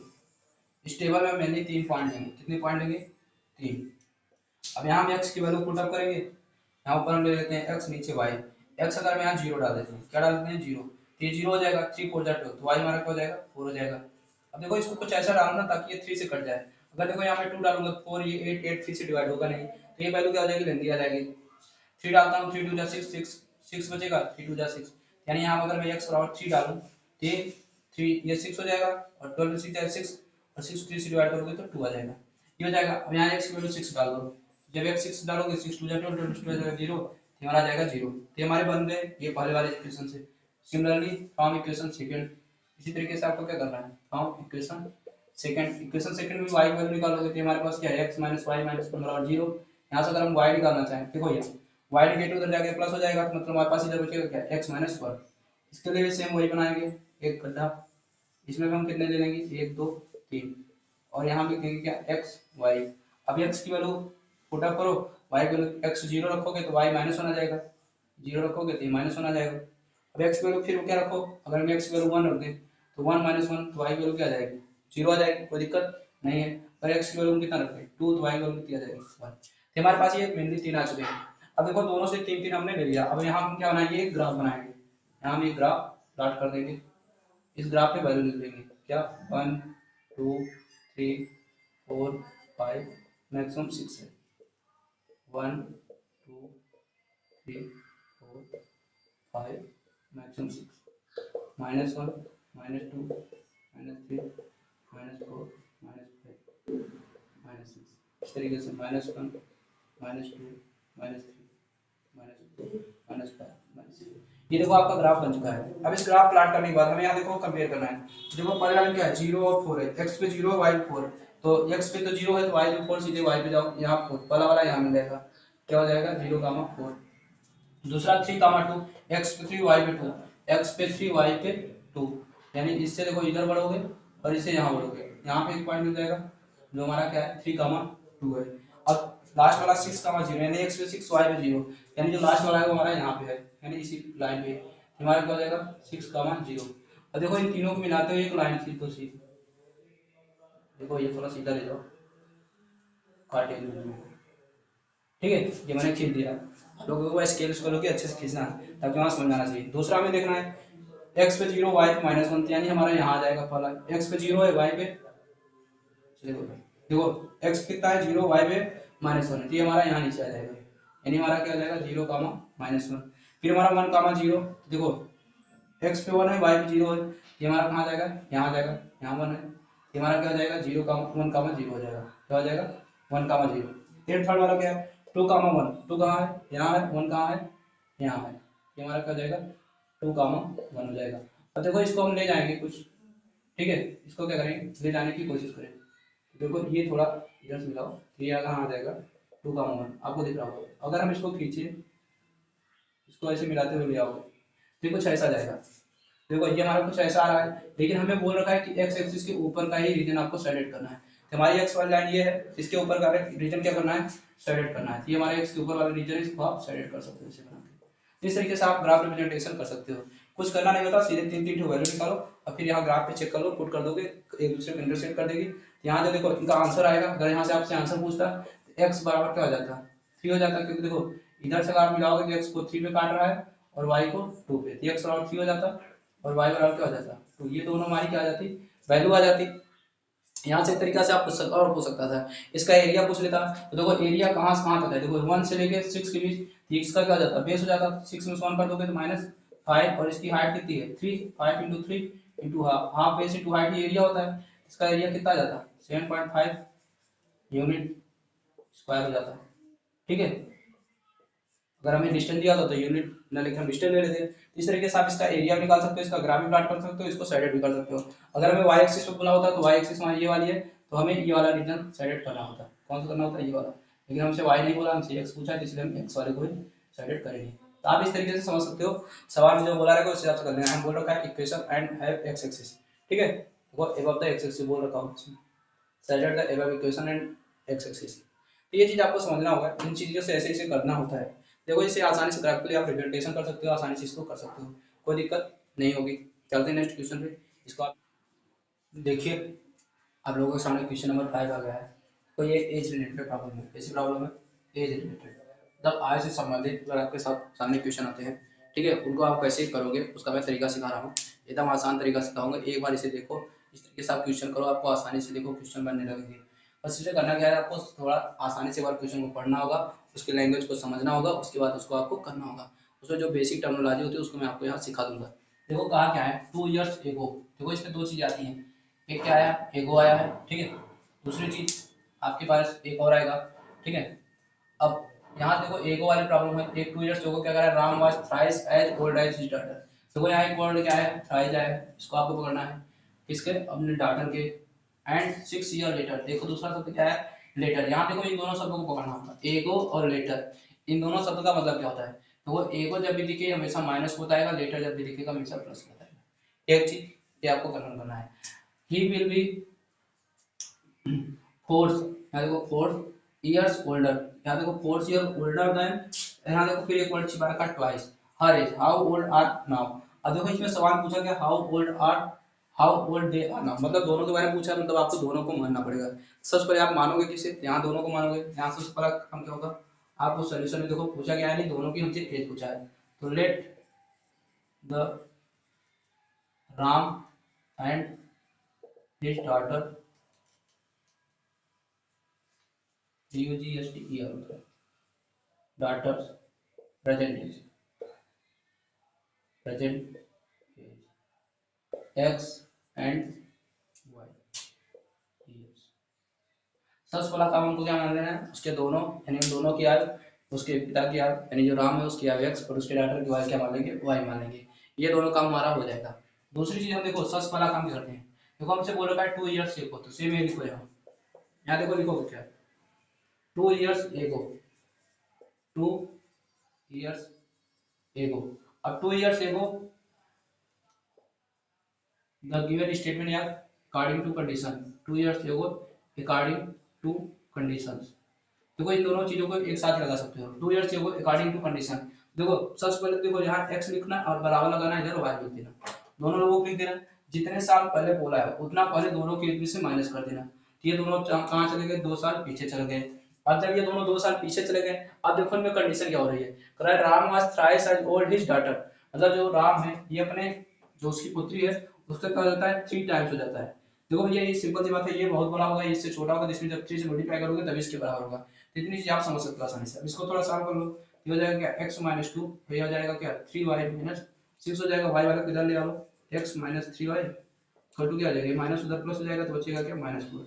इसे इक्वेशन नंबर फर्स्ट बना लो। सेकंड कंडीशन यहाँ देखो क्या दे रखा है, सेकंड कंडीशन क्या दे रखा है, 6 ईयर लेटर। अब फिर लिख लो 6 years later, 6 year later according to condition, तो ये अकॉर्डिंग टू कंडीशन। अब फिर 6 ईयर लेटर कर रहा है तो 6 इस तरफ भी जोड़ दो बराबर साइन लगा के, और 6 इस तरफ भी जोड़ दो। पहला काम तो ये दोनों तरफ कर दो, जितना बोला उसको आगे पीछे करो। देखो भैया हमने ये प्रेजेंट एज माना है तो 6 यानी 6 साल बाद क्या होने वाला है, ये हम दोनों तरफ उस वैल्यू को आपको जोड़ना होता है। देखो जो दिया रहता है एगो या लेटर, एगो वाले मुझसे दोनों तरफ उस चीज को घटाना होता है, लेटर वाले उसको दोनों तरफ जोड़ देना होता है।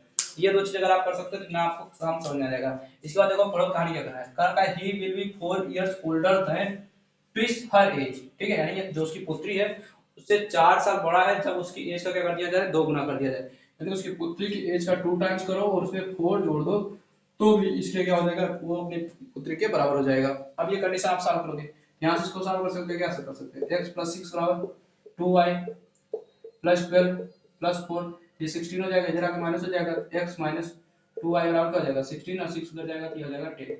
ये इक्वेशन नंबर 2 आ जाएगा। अब यहाँ देखो आप क्या कौन सा मेथड लगा सकते हो, सबसे आसान एलिमिनेशन मेथड, इक्वेशन फर्स्ट में इक्वेशन सेकंड को माइनस कर दो, आसानी से आ जाएगा। यहाँ क्या करोगे, equation first minus equation second minus कर देंगे तो हमारा क्या आ जाएगा, x - 3y इक्वल टू क्या है हमारा -4, और x - 2y इक्वल टू है 10। माइनस करेंगे तो प्लस है माइनस, ही माइनस है तो प्लस, ये माइनस हो जाएगा, ये कैंसिल आउट हो जाएगा, ये प्लस माइनस क्या आ जाएगा क्या -y equal to -14, minus minus cancel out हो जाएगा, यानी यहाँ से y की वैल्यू आ गई 14, मतलब जो उसकी पुत्री है वो कितने साल की है, 14 इयर्स की है, कितने इयर्स की है, 14 इयर्स की। अब ये y की वैल्यू पुट कर दो कहाँ, इक्वेशन नंबर फर्स्ट में, यहाँ हम कर देते हैं put the value of y in equation number first, first put करेंगे x - 3 × 14 बराबर -4 हो जाएगा, x इक्वल टू क्या हो जाएगा, x - 42 बराबर -4, माइनस इधर प्लस हो जाएगा, फिर देखो माइनस इधर जाके प्लस हो जाएगा, तो x इक्वल टू क्या हो जाएगा -4 + 42, x की वैल्यू क्या आ जाएगी 38। देखो उसकी जो पिता की आयु थी क्या थी 38 इयर्स, जो पुत्री थी उसकी एज कितनी थी 14 इयर्स, यानी जो प्रेजेंट एज है। तो हेंस इसको क्या लिख सकते हो, hence Ram and his daughter age कितनी कितनी है 38 एंड 14 रिस्पेक्टिवली। ये आप चीज नोट कर सकते हो, तो ये देखो लास्ट में लिख देना होता है, थोड़ा अच्छा लगता है आंसर देखने में। तो देखो इस ये प्रॉब्लम में आपको कुछ नहीं करना है, बच्चों को ज्यादा दिक्कत ये होती है कि हम 6 जोड़ेंगे, किधर एक ही साइड जोड़ेंगे या दोनों साइड जोड़ेंगे या घटाएंगे, कब किसमें घटाना होता है किसमें जोड़ना होता है, तो एगो में हमेशा घटाना होता है, लेटर में हमेशा जोड़ना होता है, तो ये दो चीजें आपको पता होनी चाहिए। अगर आपकी ये दो प्रॉब्लम समझ आती है आपको ये दोनों चीजें, तो आप इसको आसानी से कर सकते हो, ठीक है।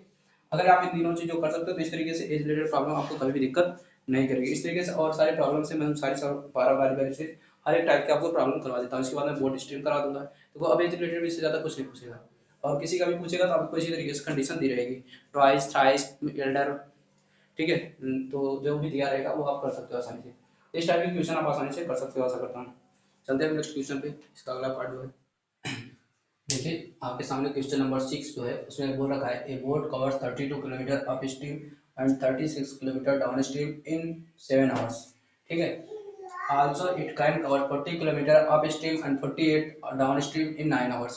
ये तो कंडीशन दे रखा है, find the speed of boat in still water and that of the streams, ठीक है।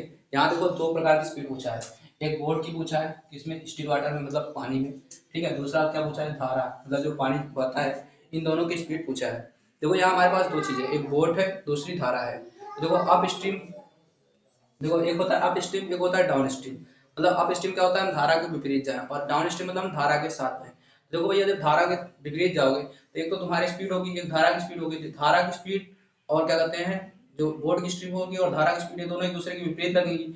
जब दो बोर्ड विपरीत लगती है तो एक दूसरे पर प्रभाव छोड़ेगी, तेज की स्पीड को क्या करेगी, घटाने का काम करेगी। लेकिन अगर इसी तरफ धारा भी जा रही है, इसी तरफ बोर्ड भी जाएगी, तेज की बहाव को क्या करेगा, अपने साथ ले जाने की कोशिश करेगा, मतलब यहाँ स्पीड जुड़ेगी। तो देखो सबसे पहले आपको यहाँ लेटेस्ट क्या करना है, जो हमें नहीं पता है हमको उसको मानना है। तो हमें क्या मानेंगे, let the speed of boat in still water, still water be x kilometre per hour and speed of stream be y kilometre per hour. ये दोनों आप मान लोगे, इसमें कोई दिक्कत नहीं है। अब देखो ये जब ये दोनों आपके पास आ चुका है, अब यहाँ देखो सबसे जरूरी चीज होता है, ये हमें निकालना होता है इफेक्टिव, इफेक्टिव स्पीड ऑफ। देखो इफेक्टिव स्पीड ऑफ कौन सा, देखो एक डाउन स्ट्रीम है एक अप स्ट्रीम है। Effective speed of up stream, यानी अप स्ट्रीम अगर हम पानी के विपरीत जा रहे हो तो क्या प्रभाव छोड़ेगा, जब विपरीत जा रहे होंगे तो देखो हमारी जो बोर्ड की स्पीड हो उसमें से हमारी धारा की स्पीड घटेगी, यानी ये हमारे पर क्या करेगा, फोर्स लगाएगा, यानी x minus y kilometre per hour हो जाएगा। सेम ये इफेक्टिव स्पीड ऑफ क्या हो जाएगा, डाउन स्ट्रीम हो जाएगा। जब डाउन स्ट्रीम हो जाएगा यही क्या हो जाएगा, x plus y kilometre per hour हो जाएगा, कोई दिक्कत नहीं है। अब देखो ये दो चीजें आपके पास आ चुका है, इफेक्टिव स्पीड क्या होती है, यानी कि इसका अप स्ट्रीम में क्या होगा और डाउन स्ट्रीम में क्या होगा। अब इतना अगर आपको पता हो गया, तब अकॉर्डिंग टू कंडीशन आपको कंडीशन दिया गया है, देखो कह रहा है कि ए boat cover 32 kilometre up stream. हमें देखो हमें सिर्फ बोट का दिया होता तो हमें ये दोनों इफेक्टिव स्पीड न निकालना पड़ता। अगर हमें बोट के बारे में सिर्फ पूछा होता तो हम डायरेक्ट बोट के लिए निकाल लेते, लेकिन ये अप स्ट्रीम जाने का भी दे रहा है और आने का दे रहा है, डायरेक्ट दोनों दे रहा है। हमें ना बोट की स्पीड दे रहा है और ना हमें धारा की स्पीड दे रहा है, हमें बोट और धारा की निकालने, इसलिए हमें ये वाला इफेक्टिव स्पीड निकालना पड़ा। अगर ऐसा होता हम इफेक्टिव स्पीड नहीं निकालते हैं। तो अब यहाँ से हम क्या करेंगे, अकॉर्डिंग टू क्वेश्चन या कंडीशन जो भी लिखना चाहो, अकॉर्डिंग टू क्वेश्चन या कंडीशन कहती क्या है कि देखो अप स्ट्रीम में जाने में, अप स्ट्रीम में स्पीड क्या है तुम्हारी, ये है, ठीक है। देखो ये स्पीड तुम्हारी ये है और ये तुम्हारी क्या है, दूरी है। देखो या तुम्हें पता है फॉर्मूला क्या होता है, स्पीड बराबर डिस्टेंस अपॉन टाइम होता है, स्पीड बराबर डिस्टेंस अपॉन टाइम। स्पीड तुम्हारे पास क्या है, x माइनस वाई, और तुम्हें टाइम नहीं पता, तुम्हें यहाँ टाइम का टर्म निकालना है। डिस्टेंस तुम्हें पता है कि ये टाइम जब निकालोगे तो डिस्टेंस अपॉन क्या हो जाएगी, स्पीड हो जाएगी। तो यहाँ से हम अकॉर्डिंग टू कंडीशन करेंगे, तो देखो 32 किलोमीटर जाने में लगा समय, तो इसे जाने में जो तुम्हारा समय लगेगा वो क्या हो जाएगा, तो समय क्या हो जाएगा हमेशा डिस्टेंस अपॉन स्पीड हो जाएगी। डिस्टेंस तुम्हारी कितनी है 32 किलोमीटर, किस स्पीड जा रहे हो, देखो अप स्ट्रीम में जा रहे हो तो क्या हो जाएगा 32 by x minus y plus ये क्या कर रहा है x बटे वाई, ये देखो वहां क्या दिया 36, डाउन स्ट्रीम उस स्पीड से आओगे तो 36 वाई क्या हो जाएगा x प्लस वाई, और ये आने और जाने का टोटल समय कितना दे रखा है 7 आवर्स। ये तो टोटल हमारा जो टाइम हो जाएगा ये क्या हो जाएगा 7 आवर्स हो जाएगा। यहाँ से हमारा इक्वेशन बन गया 32 बटे x माइनस वाई, 36 बटे x प्लस वाई बराबर क्या हो जाएगा 7 हो जाएगा। ये कोई दिक्कत है आपको यहाँ पे नहीं है, तो ये आपका एक क्वेश्चन नंबर फर्स्ट बन गया है, यहाँ पे कोई दिक्कत नहीं होनी चाहिए मेरे हिसाब से। दूसरा अगर हम देखें एंड सेकंड जो हमें दिया है, क्या दिया है, फिर ये बोल रखा है कवर 40 किलोमीटर अप स्ट्रीम और 48 किलोमीटर डाउन स्ट्रीम और टोटल टाइम कितना है 9 आवर्स। ये क्या हो जाएगा 40 by x minus y plus 48 बटे एक्स प्लस वाई बराबर क्या हो जाएगा 9 आवर्स। अब देखो यहाँ देखो थोड़ा कैलकुलेशन करने में आसान हो जाएगा, कठिन हो जाएगा, क्योंकि देखो इससे नीचे एक्स बटे माइनस वाई प्लस वाई ए बटे एक्स माइनस वाई ए बटे एक्स वाई, यहाँ देखो जो ए बटे एक्स माइनस वाई और ए बटे एक्स प्लस वाई इनको हम कुछ मान सकते हैं, यहाँ हम लिख लेते हैं। देखो इसको थोड़ा जगह यहाँ बनाते हैं, हम क्या करते हैं let 1 upon x minus y equal to, चलो मेरा नाम आकाश है इसको मैं ए ले लेता हूँ एंड ए बटे एक्स प्लस वाई बराबर बी, तो आकाश पांडे पूरा हो जाएगा। तो इसको मैंने क्या मान लिया है, माइनस वाले को ए मान लिया और प्लस वाले को मैंने बी मान लिया है, ये हमने मान लिया। और लेट ये वाला वही और ये वाला और पुट माना and put the question first and second. First और सेकंड इसको पुट करेंगे। यहाँ देखो भैया इस पूरे देखो इसको अगर मल्टीप्लाई करके 1 करके अगर इसको पूरा माने, यहाँ अगर हम इसको 1 के साथ माने तो ये 1 अपॉन x माइनस वाई हमारा क्या हो जाएगा, a के बराबर हो जाएगा। तो हम इसकी जगह क्या लिख सकते हैं 32a हो जाएगा। हमारा क्या हो जाएगा 32a हो जाएगा। यहाँ हम लिख सकते हैं क्या 32a प्लस 36b बराबर क्या हो जाएगा 7 आवर्स। ठीक है, इसे इक्वेशन नंबर 3 मान लेते हैं। इसी तरीके से 40a minus 48 equal to 9 hours, ये क्वेश्चन नंबर 2 हो जाएगा। अब देखो यहाँ तुम्हें जो विधि आसान लगे, अब तुम्हें यहाँ देखो तुम यहाँ सोच सकते हो कि तुम यहाँ एलिमिनेशन लगाना चाहते हो, सब्स्टिट्यूशन लगाना चाहते हो, क्रॉस मल्टीप्लिकेशन लगाना चाहते हो। अब यहाँ देखो जो तुम्हें मेथड आसान लगे कैलकुलेशन करने के लिए वो वाला मेथड तुम यूज कर सकते हो। देखो अगर तुम्हें क्रॉस मल्टीप्लिकेशन लगाना है तो क्रॉस मल्टीप्लिकेशन लगा सकते हो। ठीक है, सब्स्टिट्यूशन लगाना है तो कुछ ऐसा बैठाओ कि इसमें 60 वैल्यू निकाल के यहाँ बैठा दो तो लग जाएगा। अगर तुम्हें एलिमिनेशन लगाना है तो इसका इसमें मल्टीप्लाई कर दो, इसका इसमें मल्टीप्लाई कर दो तो भी तुम्हारा आंसर क्या हो जाएगा आ सकता है। अब यहाँ देखो कठिन क्या जाएगा, यहाँ देखो बहुत बड़ी बड़ी वैल्यू है, ये भी बहुत बड़ा, ये भी बड़ा, ये भी बड़ा, ये भी बड़ा, ये भी बड़ा, सभी यहाँ क्या है बड़े बड़े हैं। जब हमारे पास सभी सभी बड़े बड़े आ जाए तो हम वहाँ क्या लगा सकते हैं cross multiplication. By cross multiplication methods लगाएंगे तो पहले वाले को दबा लेंगे। अच्छा देखो इसको इधर नहीं ले आओगे ना तो कोई दिक्कत नहीं, लेकिन बस ये ध्यान रखना कि जो 1 सीधे लिखते हो वहाँ -1 लगाना पड़ेगा तुम्हें। देखो अगर हम इसको लिखें कुछ ऐसा लिखेंगे, देखो ये सिंपली हम लिखेंगे a अपॉन में देखो इस 32 देखो इस वाले को दबा लोगे तो 36 × 9 हो जाएगा। क्या हो जाएगा 36 × 9 माइनस हो जाएगा, क्या हो जाएगा हमारा 48 × 7, क्या हो जाएगा 48 × 7 ये हो जाएगा बराबर। अब p वाले को दबाओगे, तुम्हें p वाला लिखना होगा, p वाले को दबाओगे। अब इस a का इसके साथ मल्टीप्लाई होगा, इसका होगा यानी देखो 7 का 40 के साथ, 7 का क्या हो जाएगा 40 के साथ। भैया देखो ये इसके आगे लिखा है 7 का 40 के साथ और 32 का 9 के साथ, ये हो जाएगा क्या 7 × 40 माइनस क्या हो जाएगा और 7 × 40 हो जाएगा 9 × 32 हो जाएगा, क्या हो जाएगा 9 × 32 इक्वल टू। यहाँ देखो मैंने -1 इसलिए लगाया क्योंकि मैं इसको इधर नहीं लिया था -7 और इन दोनों को इधर नहीं लाया था तो मैंने वहाँ सीधे माइनस लगा दिया। इधर लाता तो मैं उधर तब यहाँ में माइनस लगाने की जरूरत न पड़ती। इस चीज़ को आपको समझना होगा। तो अब यहाँ देखो अब इसको जब हम दबाएंगे यानी इन दोनों को मल्टीप्लाई करना और इन दोनों को मल्टीप्लाई करना है, यानी हमारा क्या हो जाएगा 32 × 48 और देखो इसका ये माइनस हो जाएगा भैया यहाँ देखो माइनस है और ये माइनस हो जाएगा और ये 40 × 36 ठीक है, आ जाएगा प्लस प्लस ये भी माइनस हो जाता, हमारा क्या हो जाता -40 × 48 हो जाएगा। तो देखो इस चीज़ को आपको थोड़ा समझना होगा, यहाँ थोड़ा ध्यान से देख लेना इन चीज़ों को, इसमें कोई दिक्कत नहीं होनी चाहिए, गड़बड़ी नहीं होनी चाहिए। ये आपका बन चुका है यहाँ तक, यहाँ तक कोई दिक्कत नहीं है, आपको अच्छे समझ में आ रहा होगा। तो इस चीज़ को अब हम आगे से बात देखो हमको करना क्या है, देखो इस चीज़ को हम सॉल्व कैसे करेंगे। ए वाई अब इसका देखो कैलकुलेशन इजी बना सकते हैं। देखो ये यहाँ 46 है, यहाँ 48 है, यहाँ 36 है, यहाँ 12 कॉमन ले सकते हैं क्या, 12 कॉमन ले लो, 12 कॉमन लोगे तो 4 12 3 36 होता है तो 9 × 3 हो जाएगा माइनस ये 4 × 7 हो जाएगा। कि मैं इसलिए कर दे रहा हूँ यहाँ कॉमन ले लिया हमने 12 ताकि ये थोड़ा आसान हो जाए करने में। फिर इसी तरीके से p वाले को कर सकते हैं। इन दोनों में हमारे मैक्सिमम कॉमन क्या है 8 कॉमन हो सकता है, यहाँ मैंने 8 कॉमन ले लिया, तो हो जाएगा क्या 7 × 5 माइनस 8 करोगे 9 × 4 हो जाएगा। ये देखो सिर्फ मैंने अपने दिमाग से लिया है, इसमें आप नहीं करोगे डायरेक्ट मल्टीप्लाई करके भी लिखोगे तो भी वही चीज़ आएगा, ये थोड़ा आप ध्यान रखना। अब यहाँ देखो ये दोनों मैक्सिमम कॉमन मैं कितना ले सकता हूँ, देखो ये टर्म टेबल में आता है दोनों 48 48 आ गया है क्या, ऐसा है क्या गड़बड़ लिख दिए कुछ। ये वाला दबाया तो ये वाला 32 × 48 50 × 36 50 × यहाँ 36 देखो गड़बड़ लिख दिया 36 हो जाएगा।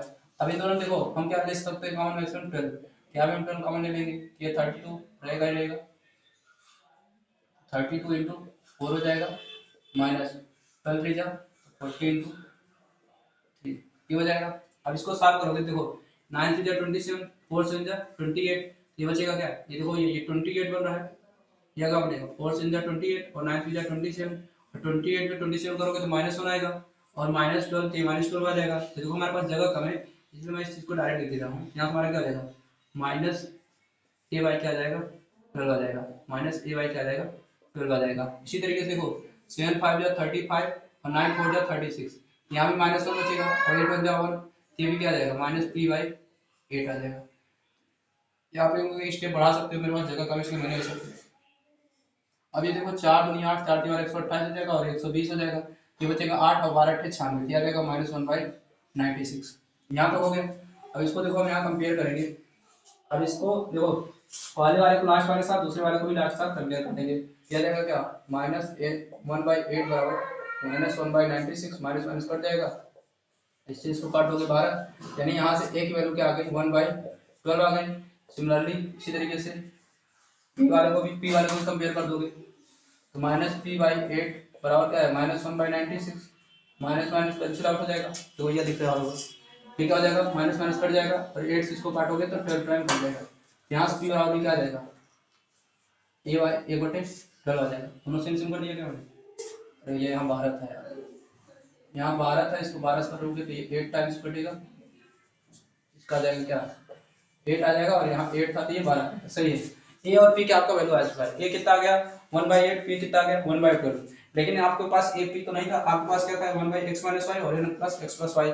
तो अगेन क्या करोगे, अगेन ए एंड पी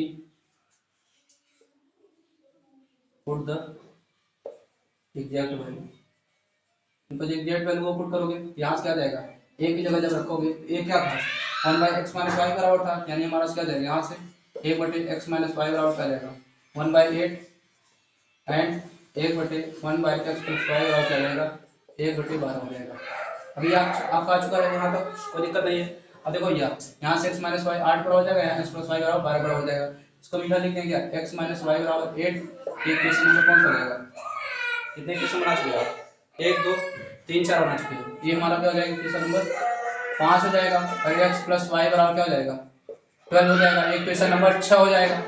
अब दोनों इक्वेशन को क्या कर देते हैं जोड़ देते हैं, तो जब जोड़ोगे तो y का नीचे तो 2x बराबर क्या आ जाएगा 20, x बराबर क्या आ जाएगा 10, x की वैल्यू कितनी आ गई 10। अब x की वैल्यू यहाँ 10 रखोगे माइनस वाला 10 हो जाएगा, यानी यहाँ से y की वैल्यू कितनी आ जाएगी y की वैल्यू आ जाएगी।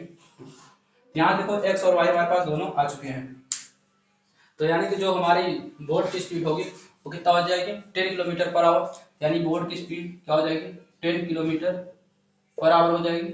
और जो धारा की चाल होगी स्ट्रीम की ये y की वैल्यू क्या हो जाएगी 2 किलोमीटर/आवर हो जाएगी। देखो हमारे पास थोड़ी जगह कम है, मैंने आपको इसको इसलिए लिख रखा है ताकि आप इस चीज़ों को समझ सको और इसको आपस में कर सको। देखो ये बोट स्ट्रीम वाली सवाल बहुत बार पूछी गई है, मैक्सिमम बार पूछी गई है और हर बार 4 नंबर की सवाल आती ही आती है। तो इसको आप अच्छे से देखो, इसको अच्छे से करो, एक एक चीज को ध्यान से देकर करना। यहाँ देखो मैंने इसलिए यहाँ माइनस ले रखा है, देखो यहाँ ध्यान रखना, इस माइनस से आपको कंफ्यूजन हो सकता है इसलिए ले रखा है क्योंकि मैंने इसको इधर नहीं लाने की कोशिश की। मैं सोचा पहले इधर डाल लूँ, लेकिन लाने से कोई फायदा नहीं था, फिर बहुत ज्यादा माइनस आ जाता है, यहाँ भी यहाँ पे कैलकुलेशन लग जाता है, इससे अच्छा मैंने यहाँ माइनस लगा दिया, इसको दूसरी साइड रहने दिया है। ये चीज आपको ध्यान रखना है और कुछ दिक्कत नहीं होगी, इसको आप आसानी से करो, इसको छाप लो। देखो इसमें और भी सारे क्वेश्चन थे, ठीक है, लेकिन थोड़ा मेरे पास जो मेरा एक्सपोर्ट करने वाला सिस्टम है वो ज़्यादा वीडियो लंबी हो जाती है तो एक्सपोर्ट लेता नहीं है और बहुत टाइम लग जाता है। तो जो आपके बचे हुए क्वेश्चन है वो मैं आपको फिर नेक्स्ट में डाल दूंगा, थोड़ा धीरे धीरे अपडेट करके। इसमें मैंने कुछ क्वेश्चन बचा रखे हैं, 3-4 क्वेश्चन और बचे थे जो मुझे करवाना था, लेकिन किसी कारणवश मैं उसको नहीं करवा पा रहा हूँ कंटिन्यू। तो यहाँ तक आप लोग कर लीजिएगा, फिर मिलते हैं जब नेक्स्ट वीडियो में, तो हम आपको उन क्वेश्चन को सीरीज में डालने की कोशिश करेंगे, क्योंकि वीडियो थोड़ा लंबा हो जाता है और लेंथ लंबी हो जाती है तो करने में दिक्कत होती है। अब इससे ज़्यादा एक्सपोर्ट नहीं हो पाता है, इसलिए मुझे यही रोकना पड़ेगा। फिर जब नेक्स्ट वीडियो में आएंगे तो हम आपके बचे हुए जो 4 क्वेश्चन है उसको हम किसी और चैप्टर के साथ मैनेज कर देंगे इन चारों क्वेश्चन को, यानी 4 क्वेश्चन का आपको अलग से सोल्यूशन प्रोवाइड करा देंगे वीडियो बना के। तो अभी मेरे पास 200 क्वेश्चन कराने हैं, तो उसमें जब लास्ट वीडियो करेंगे बचेगा समय उसमें करा देंगे। देखो मेरी ये आपको सीखना था बोर्ड स्ट्रीम एज रिलेटेड, यही तो ज़्यादातर पूछा गया आता है, इसलिए इन दोनों को मैंने करवा दिया समय निकाल के, ठीक है। बाकी फिर करते हैं नेक्स्ट वीडियो में, तब तक आप लोग ध्यान से पढ़िए, अच्छे से करिए, चीज़ों को करिए, बहुत इंपॉर्टेंट है, इसको अच्छे से देख लीजिए। बाय बाय, मिलते हैं नेक्स्ट वीडियो में एक नए चैप्टर के साथ।